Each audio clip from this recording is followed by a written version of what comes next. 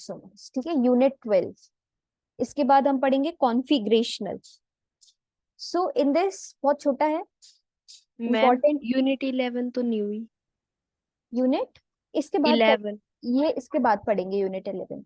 Unit 11 okay ma'am. थोड़ी सी बड़ी है, इसलिए कॉन्फर्मेशन में जल्दी पढ़ा रही हूँ, क्योंकि ये दोनों इसमें ना आपको सिर्फ ये पढ़ना है, इथेन और ब्यूटेन के कॉन्फर्मेशंस, जो कि इंपॉर्टेंट है। ये छोड़ भी दोगे तो ये नहीं आने वाले, आते यही है मोस्ट ऑफ द टाइम। मतलब जो पेपर का एनालिसिस मैंने किया है उसमें इथेन और ब्यूटेन का ही ज्यादातर आता है।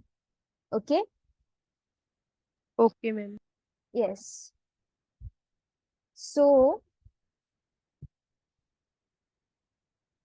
Conformation, so what are conformation? The special arrangement, जो स्टीरियोकेमिस्ट्री में भी हमने पढ़ा था, कॉन्फिग्रेशन और कॉन्फर्मेशन दो टाइप्स होते हैं। So conformation is the special arrangement. Now space में जो एटम्स का अरेंजमेंट होता है, किसके अराउंड? कार्बन एटम के अराउंड, वो आता है by rotation of sigma bonds. ठीक है, जैसे ये सिग्मा बॉन्ड है, ये सिग्मा बॉन्ड है, ये सिग्मा बॉन्ड है, तो सिग्मा बॉन्ड को रोटेट कर करके जितने कॉन्फर्मेशंस यू कैन ड्रॉ, वो प्रॉपर्टी जो होती है या वो स्ट्रक्चर्स जो बनते हैं वो कहलाते हैं कॉन्फर्मेशन, वो प्रॉपर्टी कॉन्फर्मेशन कहलाती है। And among the different conformations of a molecule, stable जो होते हैं उनको हम कॉन्फर्मर्स कहते हैं, और ये जो आइसोमर्स अलग अलग बनते हैं इनको हम कहते हैं कॉन्फर्मेशनल आइसोमर्स। ठीक है, सो सिंपलेस्ट मॉलिक्यूल जो कि कॉन्फर्मेशन शो करता है उसको हम इथेन के एग्जांपल से शो करते हैं। इसमें दो हमें पढ़ने हैं, एक होता है न्यूमेन और एक होता है सॉहर्स प्रोजेक्शन। दो प्रोजेक्शंस होते हैं जो कॉन्फर्मेशन में हमें पढ़ने हैं। इसके पहले वाली यूनिट में आप पढ़ोगे फिशर प्रोजेक्शन। तो फिशर प्रोजेक्शन में you represent like this, but in conformation you have to study two types, जो कि न्यूमेन और सॉहर्स प्रोजेक्शन होता है। तो हम देखते हैं न्यूमेन और सॉहर्स होता क्या है। फिर एक और आता है एक्लिप्स्ड एंड स्टैगर्ड फॉर्म।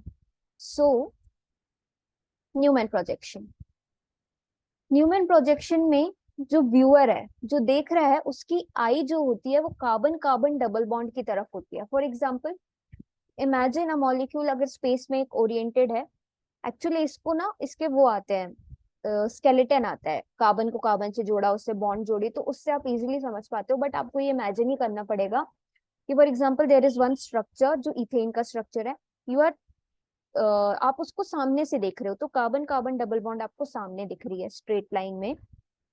तो जब आप कार्बन कार्बन डबल बॉन्ड के थ्रू देखते हो तो आपको न्यूमैन प्रोजेक्शंस मिलते हैं। ठीक है, न्यूमैन प्रोजेक्शन को we draw this like this.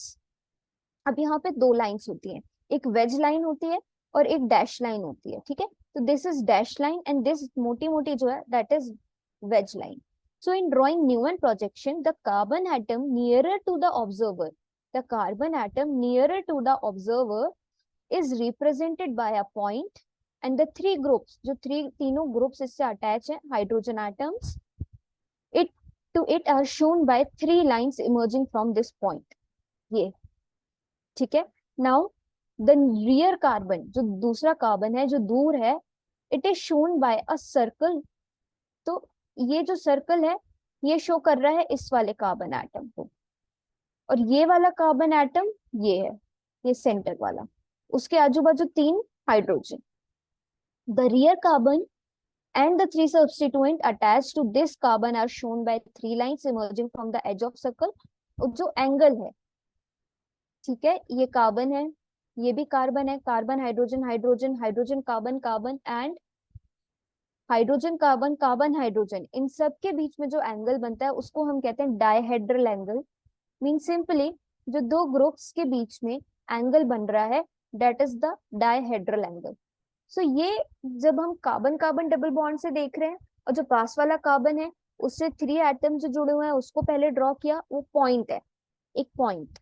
ठीक है, ये पॉइंट इससे तीन जोड़ दिए, तो ये नियरर वाला ऑब्जर्वर के जो सबसे पास है वो कार्बन एटम है।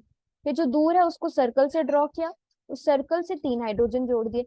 तो ये जो स्ट्रक्चर बनता है that is Newman projection. Which projection? Newman. Yes, समझ आया Newman projection? Yes ma'am. Yes. Now the sawhorse projection.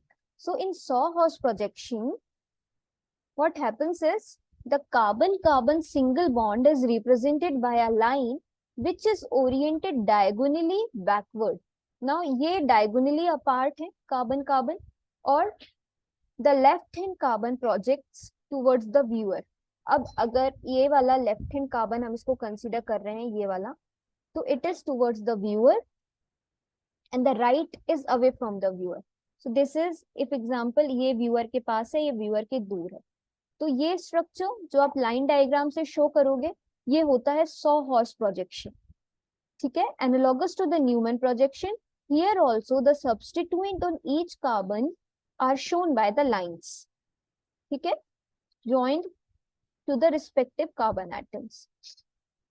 Now we know how to represent. अब अभी हमें ये पता चल गया कि हमें न्यूमैन और सॉहर्स कैसे रिप्रेजेंट करना है. अब आता है कि इथेन के कॉन्फर्मेशंस, ब्यूटेन के कॉन्फर्मेशंस और ये फिर साइक्लोहेक्सेन और साइक्लिक सिस्टम के. तो इम्पोर्टेंट आपको ब्यूटेन और इथेन के पढ़ने हैं.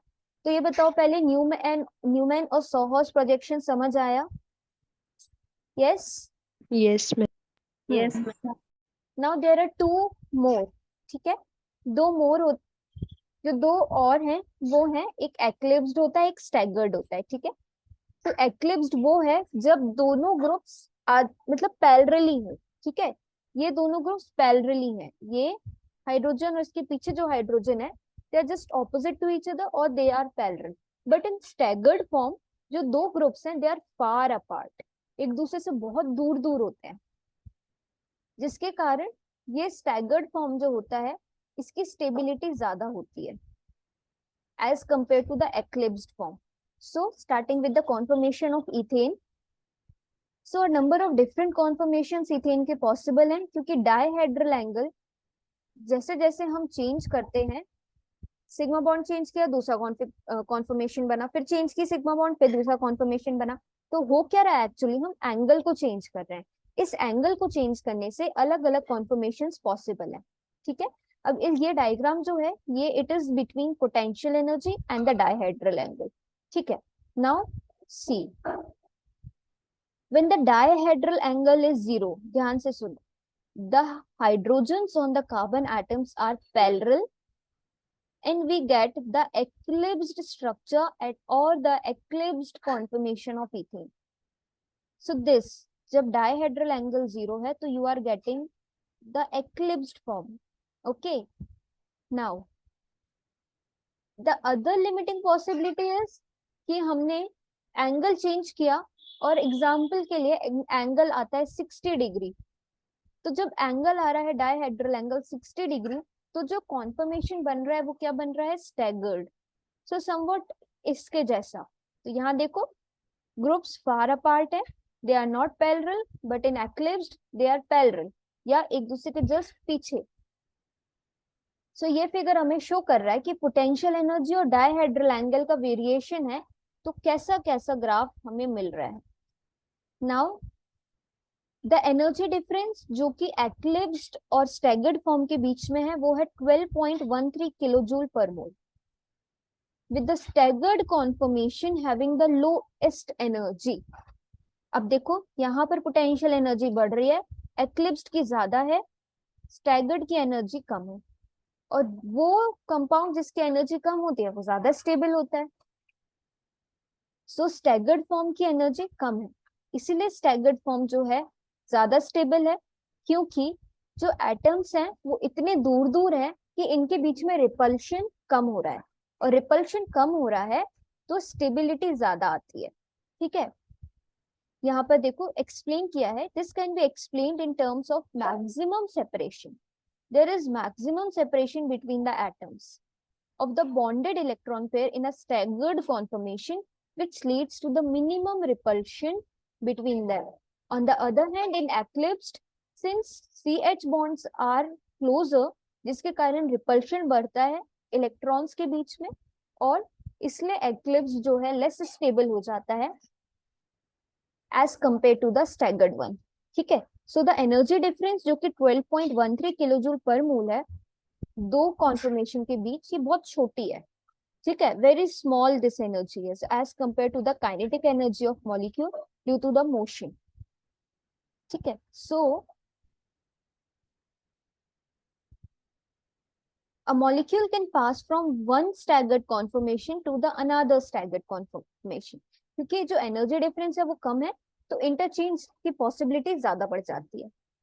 ठीक है, सो interconversion of conformation is very rapid. Nevertheless, it is not strictly free in the sense that there is an energy barrier of this to overcome. Hence, ethane molecule spends most of the time in staggered form, passing only transiently, मतलब सिर्फ थोड़े time के लिए एक्लिप्स्ड में आता है, but mostly ये staggered and staggered form में रहता है। इनकी एनर्जी कम होती है जिसके कारण स्टेबिलिटी इनकी ज्यादा होती है। सो दिस वाज द कॉन्फर्मेशनल या conformation isomers of ethane, staggered और एक्लिप्स्ड फॉर्म। दोनों के बीच में हमें ये बताना है कि स्टैगर्ड सबसे ज्यादा स्टेबल है। क्यों? क्योंकि इनकी एनर्जी डिफरेंस जो स्टैगर्ड को एक्लिप्स में कन्वर्ट कर रहे हैं, या जो इनका इंटर कन्वर्जन होता है, इट इज वेरी इजी क्योंकि इनकी एनर्जी कम है, तो ये जल्दी कन्वर्ट हो जाता है। और इस कन्वर्जन के कारण स्टैगर्ड की जो वैल्यू है स्टैगर्ड कॉन्फर्मेशन की वो कम होती है। ठीक है, and we got as the stable product as the staggered conformation और eclipsed का थोड़ा कम होता है। Yes students, conformation of ethane समझ आया? Yes, ma'am. Yes Yes, ma'am. Ma'am, वो line nevertheless it is not strictly free. Yes. Yes, just a minute. Thus, the interconversion of conformation is very rapid. Nevertheless, it is not strictly free in the sense that there is an energy barrier of this to overcome. इसका मतलब ये है कि energy barrier जरूरी नहीं है इतना ही हो कि 12.13 ही हो हमेशा, और it is not a free rotation की बार बार अपने आप होता जाए। ये तभी होगा जब मॉलिक्यूल अपना स्टेबिलिटी पाना चाहेगा, और जरूरी नहीं है कि एनर्जी जो बैरियर है वो 12.3 का ही हो। अगर इससे ज्यादा होगा तो हो सकता है कि इंटरकन्वर्जन ना भी हो, इससे कम हो सकता है उसका कुछ और लिमिटेशन हो। सो यहाँ पर इन्होंने 12.3 का एग्जाम्पल दिया है क्योंकि ये इन्होंने एक्सपेरिमेंटली वेरीफाई किया है, और इस वेरिफिकेशन के अकॉर्डिंग वी आर गेटिंग कि 12.313 किलो जूल पर मोल की जो एनर्जी डिफरेंस है, रेंज ऑफ एनर्जी डिफरेंस है, ये मोस्ट सुटेबल है। इस सुटेबल है इसलिए स्टैगर्ड एक्लिप्स्ड फॉर्म आपस में इंटरकन्वर्ट होके स्टैगर्ड का सबसे ज्यादा स्टेबिलिटी है क्योंकि एनर्जी सबसे कम है इन सब की potential energy as compare to the eclipsed one. Yes, समझ आया? Yes, ma'am. Now the butane. So for butane, ये इसका स्ट्रक्चर है 1 2 3 4 एल्केन सैचुरेटेड कंपाउंड। इसके सॉहर्स और न्यूमैन प्रोडक्ट क्या होंगे? सॉहर्स जो लाइन डायग्राम है, न्यूमैन प्रोजेक्शन जो पास वाला है उसको डॉट से, जो दूर कार्बन है उसको सर्कल से रिप्रेजेंट किया है। नाउ अगेन सेम, बट यहाँ पे क्या आ जाता है? गॉश। यहाँ पर न्यूमैन और स्टैगर्ड के अलावा गॉश भी आ जाता है। अब देखते हैं गॉश क्या होता है। So similar to the case of ethane, various conformation butane के possible हैं। सेम रीजन, कार्बन कार्बन जो सिग्मा बॉन्ड है उसको रोटेट कर करके आपको जितने प्रोडक्ट्स मिल पाएंगे उसके अकॉर्डिंग यहाँ कॉन्फर्मेशन ब्यूटेन का बनेगा। तो देयर आर 1 2 3 4 5 6 7 कॉन्फर्मेशंस ब्यूटेन के यहाँ पर बन रहे हैं। यहाँ तो 360 तक लिया है, अगर एंगल बढ़ाओगे तो फिर से चेंज हो जाएगा। ठीक है, so as the above figure shows, जब डायहेड्रल एंगल जीरो है द कॉन्फर्मेशन इज एक्लिप्स्ड। ठीक है, ये वहां पे भी सेम था इथेन के लिए। As the dihedral increases to 60 we get another conformation जो कि है गॉश या फिर स्क्यू कॉन्फर्मेशन। वहां पर क्या था? वहां स्टैगर्ड कॉन्फर्मेशन था। ठीक है, ये स्ट्रक्चर है जहाँ पे एल्किल ग्रुप जस्ट आजू बाजू है, ये वाला कॉन्फर्मेशन कहलाता है स्क्यू या गॉश। ठीक है, अगर ये CH3 यहाँ होता तो ये स्टैगर्ड होता, क्योंकि ये ग्रुप्स फार अपार्ट होते। अब इसको फिर से रोटेट करोगे, इसको रोटेट करोगे फिर से, तो व्हाट यू विल गेट ये वाला CH3 यहाँ आ जाएगा। ये वाले CH3 को इमेजिन करो आपने ऐसे रोटेट किया, तो जब ये रोटेट करोगे तो हाइड्रोजन ऊपर चला जाएगा, ये वाला हाइड्रोजन ये यहाँ चला जाएगा, और इसको रोटेट करोगे तो ये यहाँ आ जाएगा, तो हमें एक स्ट्रक्चर मिलेगा ये। ठीक है, further rotation of the C2 and C3 bond, another structure मिलता है जो कि होता है एक्लिप्स्ड कॉन्फर्मेशन। यहाँ पे फिर से एक्लिप्स्ड मिल रहा है, इसलिए इसकी एनर्जी भी ज्यादा है, गॉश की एनर्जी कम है, कि गॉश स्टेबल है। नाउ जब डायहेड्रल एंगल 120 पहुंच रहा है तो हमें एक्लिप्स्ड मिल रहा है। ठीक है, note in this conformation CH3 and H are eclipsed, whereas in the earlier eclipsed conformation 2 methyl groups were eclipsed। ठीक है, यहाँ पे जब eclipsed conformation था तब ये 2 मिथाइल ग्रुप eclipsed फॉर्म में थे। अब यहाँ पर CH3 और H eclipsed फॉर्म में है, ये चीज उन्होंने बोली at 120। Hence, this eclipsed conformation has a little lower energy than the earlier eclipsed conformation। अब देखो यहाँ पे सबसे ज्यादा एनर्जी थी जब ये वाला eclipsed फॉर्म था, इससे थोड़ी सी कम एनर्जी है इस ये वाले eclipsed फॉर्म की। ठीक है, नाउ व्हेन द टू, फिर से आप इसको रोटेट करोगे तो क्या होगा, ये इधर आ जाएगा। अब ये वाला मिथाइल ग्रुप जब इधर आएगा तो ये 2 methyl group they are far apart, और जब ऐसा होता है तो उसको बोलते हैं हम, वो वाला कॉन्फर्मेशन होता है anti conformation. When 2 methyl groups are far apart, the conformation you get is the what is the anti conformation। ठीक है, डायहेड्रल एंगल यहाँ पे 180 डिग्री है, यहाँ पे 180 डिग्री एंगल है, because they are in straight line. Straight line का angle क्या होता है, 180 होता है। नाउ इसके बाद फिर से रोटेट करोगे तो यू विल गेट डिफरेंट, फिर रोटेट करोगे यू विल गेट डिफरेंट। तो गॉश की जो स्टेबिलिटी है वो ज्यादा है, बट एंटी वाला जो है उसकी तो सबसे ज्यादा है, क्योंकि उसकी एनर्जी सबसे कम है। ठीक है, so on further rotation you will get eclipsed, on further rotation you will get gauche, on further rotation you will get again the gauche। So the difference in the energy between the anti and the gauche, अब ये वाला gosh structure जो था और ये जो anti था, इन दोनों की एनर्जी डिफरेंस वो है 3.64। ये देखो कितना कम एनर्जी डिफरेंस है। तो एट रूम टेम्परेचर ब्यूटेन किस किस का मिक्सचर है, 72% एंटी वाले का, मतलब इस वाले कॉन्फर्मेशन का, एंड 28% गॉश का, इसका इसका इसका एंड इसका। ठीक है, so similar to ethane in this case also the interconversion is possible and it is rapid, and if one wants to separate them one has to make the interconversion slow। अगर आप इसको चाहते हो कि separate करना है conformation कौन सा, गॉश और एंटी वाले को, तो since it is very rapid आपको रिएक्शन को स्लो करना पड़ेगा, कोई ना कुछ रिएजेंट डाल के या कुछ कैटलिस्ट डाल के। ठीक है, सो स्टडी ऑफ कॉन्फर्मेशन और कॉन्फर्मेशन एनालिसिस किसमें हेल्पफुल है, in explaining the specificity of reaction, particularly वो रिएक्शन जो ऑब्जर्व्ड हो रही है लिविंग सिस्टम्स में, where such special specificity is exhibited by the virtue of their conformation and all। आपको ये बताओ ब्यूटेन का कॉन्फर्मेशन समझ आया कि नहीं आया, और इथेन का? Yes, ma'am. यस, हाँ। Yes, और हैसल और बैटन थे, इनको केमिस्ट्री में नोबेल प्राइज मिला था कॉन्फर्मेशन एनालिसिस के लिए, ये थोड़ा सा याद रख सकते हो, हैसल एंड द बैटन, ये 1 मार्क्स में आ सकता है क्योंकि। एंड ये देखो ये जो छोटे छोटे पॉइंट्स हैं इनको भी याद रखना है या थोड़ा सा पढ़ के जाना है। नाउ ब्यूटेन हैज 2 कॉन्फर्मेशन, एक anti and the gauche. Anti is the most stable as I said, क्योंकि दोनों ग्रुप्स बहुत ज्यादा दूर दूर हैं तो रिपल्शन कम है, रिपल्शन कम है तो स्टेबिलिटी ज्यादा है as compare to the gauche. ठीक है, ये समझ आया दोनों के, दोनों के समझ आए बच्चों? yes, ma'am. Yes, ma'am. Yes. Yes. तो फिर अपन कल की क्लास में जो 3 बचे हैं वो पढ़ेंगे, कौन कौन से? यस नगमा, साइक्लिक कंपाउंड का कॉन्फॉर्मेशन, उसमें हमें पढ़ना है साइक्लोहेक्सेन का।